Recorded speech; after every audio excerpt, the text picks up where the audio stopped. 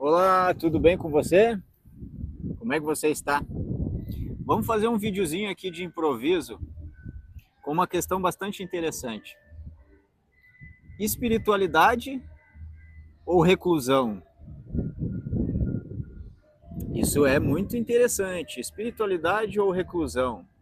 Como é que você está exercitando a sua espiritualidade no dia a dia? Como eu estou exercitando a minha espiritualidade no dia a dia?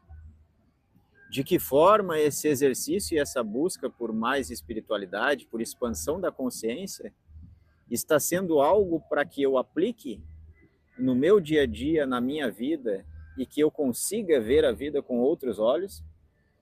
Ou isso está me tornando mais recluso?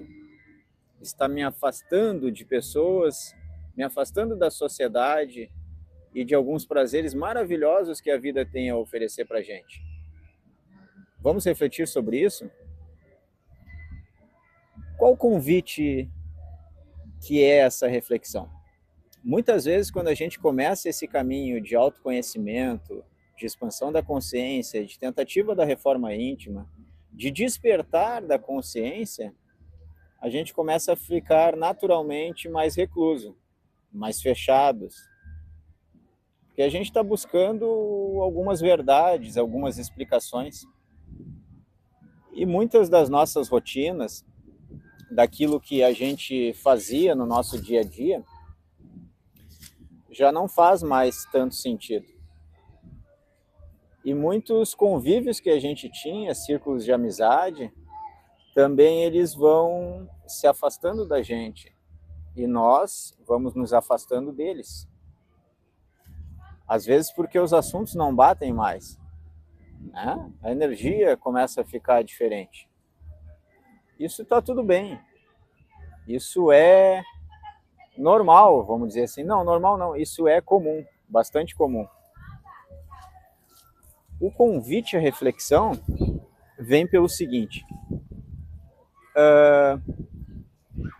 até que ponto isso é comum e saudável, e até que ponto isso é algo que a gente precisa começar a ter um pouquinho de atenção. Se recolher para reflexão, para analisar, para observação de si mesmo, isso é bom, isso é muito bom. E é um processo que acaba acontecendo naturalmente. Mas a reflexão é: o que a espiritualidade ou a minha tentativa de vivenciar a espiritualidade está fazendo com a minha vida? Muitos de nós, quando começam a trilhar esse caminho, nos percebemos reclusos dentro de casa. Já não vamos mais a tantos lugares.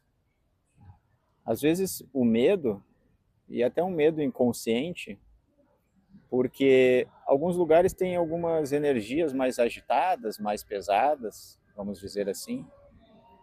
Alguns se apegam na questão dos obsessores, alguns se dizem médiums esponja, que absorvem demais. E alguns de nós incorrem no erro do julgamento excessivo. Começamos a julgar as pessoas, a julgar demais o mundo, a julgar aquilo que acontece. Vamos tomar cuidado com isso. Quando vê, a gente está em casa, refém dos vídeos, dos filmes, das séries, do estudo dos livros, que é muito bom. O detalhe é quando nós fazemos só isso, ou grande parte do nosso tempo. Isso é preciso ter cuidado. Por exemplo, onde eu estou aqui, olha esse ambiente. Aqui é um parque maravilhoso. É um parque muito conhecido em Porto Alegre, a capital do Rio Grande do Sul, que é onde eu resido, bem conhecido dos gaúchos, dos porto-alegrenses, com uma natureza fantástica. e um movimento intenso de pessoas de todas as tribos, vamos dizer assim, todos os estilos, todas as crenças, todas as formas de vestir, de levar a vida. A gente não pode se privar dessas coisas. E de muitas outras também. Isso é só um exemplo. Para nossa reflexão, por exemplo, fica assim: daqui um pouco nessa caminhada a gente encontra um caminho que nos faz bem, que nos tira aquelas nossas angústias, as nossas dores, nos aliviam, fazem sentido para nós, faz sentido para nós aquele caminho. Só que daí nós nos fechamos nesse caminho. Acabamos nos fechando. Não olhamos mais para os outros caminhos ou para as outras pessoas que trilham outros caminhos. E aí o processo de expansão da consciência, ele estagna. A gente acaba se percebendo, às vezes, tendo aquela rotina do trabalho para o sustento, para a subsistência, o trabalho mais formal, vamos dizer assim, do lar. E aí a única fuga que a gente faz dessa rotina intensa do dia a dia é frequentar aquela casa que a gente mais se afiniza. Aquela casa de religião, aquele templo, aquele ambiente onde tem pessoas que comungam das mesmas opiniões que nós, que estão na mesma busca que nós e pensam como nós. E às vezes nos enfiamos de cabeça no trabalho da caridade, da assistência, da preocupação com o outro, só que não vivemos mais nada em nossa vida. Temos que tomar cuidado para que isso não seja uma autopunição para nós e também que não seja um instrumento de fuga da própria reforma íntima. Como assim? Esses trabalhos que a gente exercita na questão da caridade, da assistência ao outro, da ritualística da nossa religiosidade ou da nossa espiritualidade, eles são muito importantes. E a gente utiliza eles de forma maravilhosa para a gente crescer, para a gente ter o nosso autoconhecimento e a nossa reforma íntima. Só que quando a gente foca demais em uma coisa só, ou duas, três coisas só, a gente fica limitado. Por quê? Porque o mundo é tão diverso, as pessoas são tão diversas, os caminhos são tão diversos, que a gente acaba perdendo essa riqueza de oportunidades e focando em uma coisa só. Aqui não há condenação nenhuma, nem julgamento. Aqui é só um convite para reflexão. Se a sua caminhada está fazendo bem para você, está tudo certo, perfeito, maravilhoso, que legal, você se encontrou. Mas se a sua caminhada está se tornando um fardo muito pesado, algo que é obrigação por obrigação, isso não está lhe ajudando na sua autolapidação e desenvolvimento, no descobrimento de quem você é realmente, atenção, cuidado, cuidado. Porque é muito fácil e a gente nem percebe. Quando a gente vai ver, a gente está encaixotado, eu gosto desse termo encaixotado, ou dentro de uma caixinha só, e esquece que o mundo lá fora é muito maior. Como que eu vou adorar o Criador ou a divindade criadora se eu não vejo Ele, ao mesmo tempo tendo toda a obra dele à minha disposição e o todo que é Ele, e eu não vivencio? Deus, o Criador, está em tudo, tudo, tudo, tudo. Ele é o todo e está em tudo. Então não faz sentido eu me fechar,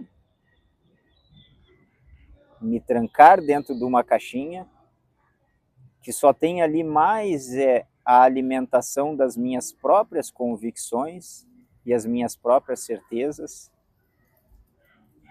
e não vivenciar todo o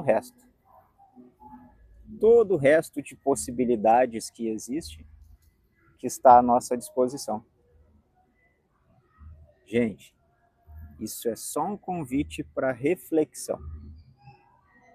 Vamos nos permitir. Por quê? Por exemplo, na psicanálise, Freud, por exemplo, Freud diz que os outros são como nossos espelhos. O que ele quer dizer com isso? O mundo, a vida e as pessoas são como a gente vê eles, como a gente é por dentro. Então, uma grande oportunidade que a gente tem é justamente vivenciar tudo que for possível, olhar para tudo que for possível, para que assim a gente tenha mais noção de nós mesmos e prossiga a nossa busca do quem sou eu. O Criador nos oferece uma infinidade de possibilidades e de formas para que a gente veja isso de forma clara. Então, a gente fechar os olhos para tudo e vivenciar apenas o nosso nicho de convicção, de certa forma, é um desperdício muito grande da nossa existência. Não desejamos de forma alguma, e não deveria ser o nosso intuito, realizar o autoconhecimento, a reforma íntima, a expansão da consciência, o despertar da consciência para vivermos isolados. Porque senão não faria sentido esta experiência aqui. Nós, enquanto consciência, faria sentido esta experiência se nós pudéssemos, vamos dizer assim, nos auto-iluminar sozinhos? Esse processo é um processo que a gente faz conosco mesmo. Mas vivenciar a vida e o mundo nos oferece uma infinidade de ferramentas para que a gente consiga fazer isso. Vamos pensar sobre isso, certo? Porque senão, aqueles que vivem reclusos em monastérios, em alto de montanhas, em cabanas ou casebres no meio da floresta, sem contato com a sociedade e com o mundo, seriam as criaturas mais iluminadas desse mundo. E vamos imaginar que eles sejam muito iluminados. Como é que eles reagiriam ao mundo e todas as situações que nos acontecem se eles viessem aqui para o real, para a realidade, para o dia a dia? Será que continuariam iluminados? Tudo nos serve de exercício. Tudo nos pode servir de aprendizado. Por isso não nos fechamos em nada. Não nos encaixotemos nas nossas próprias certezas, nas nossas próprias convicções daquilo que a gente acha ou daquilo que a gente ouve que é a verdade. Os caminhos são inúmeros, milhares, e cada um deles nos ensina muita coisa. Gostou? Curta, comenta, compartilha. Por gentileza, se inscreve no canal para não perder nenhum outro conteúdo e assim você também vai estar nos ajudando.